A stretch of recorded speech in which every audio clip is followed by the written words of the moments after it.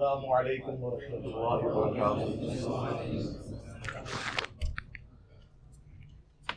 لا حول ولا قوة الا باللہ، حسبنا اللہ ونعم الوکیل، یا حی یا قیوم برحمتک استغیث۔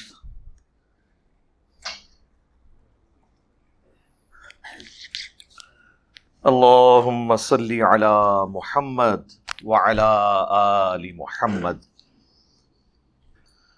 الحمد للہ رب العالمین والصلاة والسلام علی سید الانبیاء والمرسلین وعلی آلہ واصحابہ اجمعین الی یوم الدین۔ میرے بھائیو، آلموسٹ 11 بج چکے ہیں۔ امید ہے کہ تقریباً 2 گھنٹے کی کم از کم نشست کوشش کریں گے کہ ہو انشاءاللہ تعالی۔ آپ میں سے اکثر لوگ جو ہیں وہ دوسرے شہروں میں سے آئے ہوئے ہوتے ہیں، وہاں سے انسان کا ایک خاص ذہن بنا ہوتا ہے کہ چلے میں کوئی جا کے کوئی گپ شپ کر لوں گا، لیکن ظاہر ہے کہ ادھر تو آپ صورتحال دیکھ رہے ہیں کہ یہ سب کچھ پاسبل نہیں ہے۔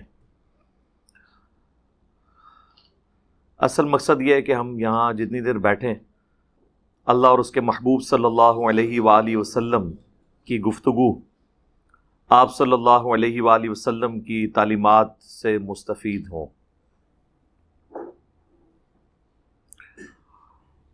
آپ کے سوالات پرچیوں کی شکل میں میرے پاس آ چکے ہوئے ہیں۔ یہ رومن میں انگلش میں کوشچن نہ لکھا کریں، یہ مجھ سے نہ پڑھے جاتے ہیں، نہ آپ کی انگریزی اتنی اچھی ہوتی ہے نہ رومن کہ میں اس کو پڑھ سکوں۔ اردو میں لکھ کے بھیجا کریں، سمپل اردو میں۔ کل 14 اگست تھی 2021، پاکستان کا آپ سمجھ لیں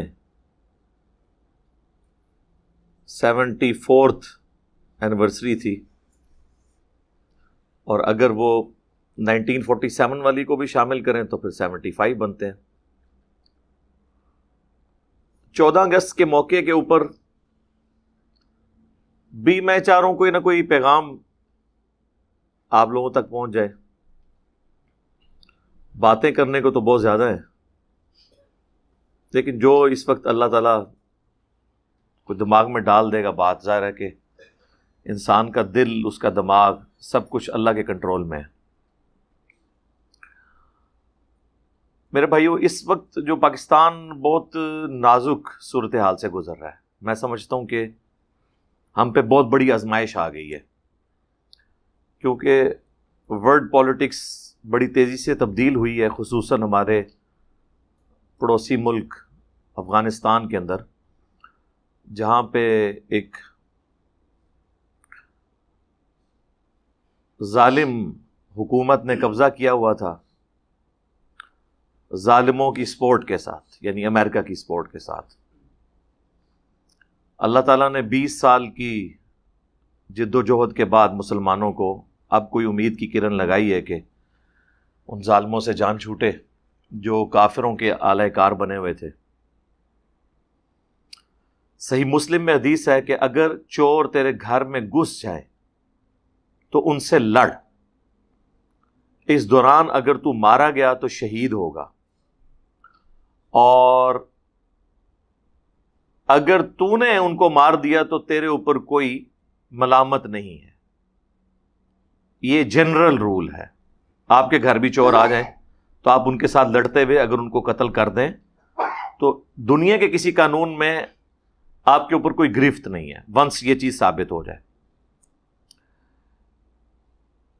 اسی کو اگر بڑے پیمانے پہ دیکھیں تو افغانستان کے اندر بھی ایک باہر سے لوگ مسلط ہوئے، اور انہوں نے اپنا پریمپٹیو رائٹ رکھتے ہوئے سو کالڈ ان کا اپنا ایک مسلمان ملک کے اوپر قبضہ کیا اور اسے جنگ کی آگ کے اندر جھونک دیا، جس میں لاکھوں افغانی شہید ہوئے،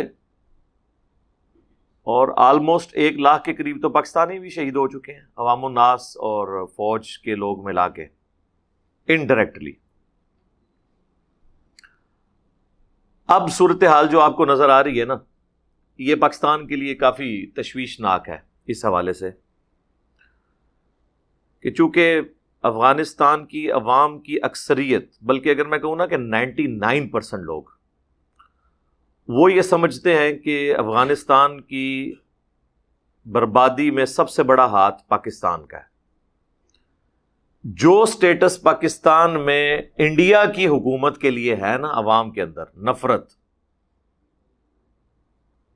اس سے زیادہ نفرت افغان عوام میں پاکستان کے لیے ہے، اور وہ کسی حد تک جسٹیفائی بھی ہیں. جب میڈیا کے ذریعے معاملات کو اس طریقے سے پروپیگیٹ کیا جائے اور پھر کچھ حرکتیں بھی ہماری طرف سے ایسی ہوں تو ظاہر ہے کہ پھر اس کا رزلٹ یہی نکلنا تھا. آج سے تقریباً 2 ہفتے پہلے یہ گفتگو ہو رہی تھی کہ آلموسٹ 90 دن کے اندر طالبان جو ہیں وہ افغانستان کے کیپٹل سٹی کابل تک پہنچ جائیں گے، لیکن وہ تو 90 دن کیا 1 ہفتے کے اندر ہی آلموسٹ وہ اس کے بارڈر پہ پہنچ چکے ہیں. کل مزار شریف کے اوپر بھی قبضہ ہو گیا ہے، چند بڑے سٹیز میں سے. یہ جو مزار شریف ہے نا، یہ حضرت علی رضی اللہ تعالیٰ عنہ علیہ السلام کا مزار بنایا ہوا ہے ادھر انہوں نے، اس کی وجہ سے اس شہر کا نام مزار شریف ہے. سیدنا علی کے جو قبریں ہیں وہ 2-3 مقامات کے اوپر دنیا میں پائی جاتی ہیں. ویسے جو سب سے مضبوط ہے وہ تو نجف میں ہی ہے عراق کے اندر، لیکن افغانستان میں بھی انہوں نے ان کا ایک مزار بنایا ہوا ہے. تو اس مزار کی وجہ سے مزار شریف اسے کہتے ہیں. سیدنا علی کا انہوں نے ڈکلیئر کیا ہوا ہے اپنے زوم میں، اس پہ بھی قبضہ ہو چکا ہے. آلموسٹ 21 صوبوں کے دارالحکومت انہوں نے یہ 3-4 ہفتوں کے اندر فتح کر لی ہیں. وہی مائٹ از رائٹ والا رول ہے کہ آپ دیکھ لیں پوری دنیا کے اندر لوگ ایڑیاں اٹھا کے دیکھ رہے ہیں اور سب لوگ تیار بیٹھے ہیں ان کو تسلیم کرنے کے لیے. کل افغانستان کے اندر 3000 فوجی امریکہ نے بھی بھیج دی ہیں اپنے سفارتی عملے کو وہاں سے حفاظت کے ساتھ ریموو کرنے کے لیے. یہ ہوتی ہیں جی نیشنز کہ جن کے نزدیک چند 100 سفارتی عملہ یا ان کی فیملیز ملائیں تو بمشکل 1000 کے قریب ہی پہنچتے ہوں گے. وہ اتنے اہم ہے کہ 3000 فوجی انہوں نے ساز و سامان کے ساتھ اسلحے کے ساتھ وہاں بھیجیں، اور ساتھ ہی ساتھ ظاہر ہے کہ ایئر فلائٹس کے لیے جہاز بھی بھیجیں کہ ان کو آپ حفاظت کے ساتھ لے کے آئیں. اور ایک ہماری نیشن ہے کہ جو ہم اپنے لوگ پکڑ پکڑ کے ایک سابقہ ڈکٹیٹر کے دور کے اندر ہم ان کے حوالے کرتے رہے. یہ ہے اہمیت. پھر لوگ کہتے ہیں کہ جی پاکستانی کیوں اپنی جو نیشنلزم ہے اس میں اس طرح بلیو نہیں رکھتے جس طرح کے باقی ملک رکھتے ہیں. تو نیچرل ہے نہیں رکھیں گے. ایک تو یہاں پہ ملٹی ڈائریکشنل قومیں آباد ہیں، پھر قوموں کے ساتھ لسانیت کی بنیاد کے اوپر، مذہبی منافرت کی بنیاد کے اوپر، فرقہ واریت کی بنیاد کے اوپر ہم لوگ اتنے تقسیم ہیں کہ ہم ایز اے قوم نہیں ہیں. صرف ملی ترانے گانے سے، پاکستان کا جھنڈا لگا لینے سے، فوجی پریڈ کر لینے سے آپ عوام کے دل میں ملک کی محبت نہیں پیدا کر سکتے. ہاں صرف اس خاص طبقے کے دل میں محبت پیدا کر سکتے ہیں جن کو آپ اس قوم کے ٹیکسز سے پیسے لے کے ان کو انسینٹیوز دیں، ان کو بھاری بھرکم تنخواہیں دیں، ان کو پلاٹس دیں، ان کو ٹھیکے دیں. اور یہ میں سنگل آؤٹ کسی ایک خاص طبقے کو نہیں کر رہا.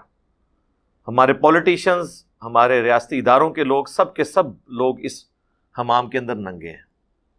اب تو سوشل میڈیا کی برکت سے میرے نزدیک تو، اور ان لوگوں کے نزدیک سوشل میڈیا کی نحوست سے یہ سب کچھ عوام الناس کو پتہ چل چکا ہے. اگر اب بھی ہم نے ہوش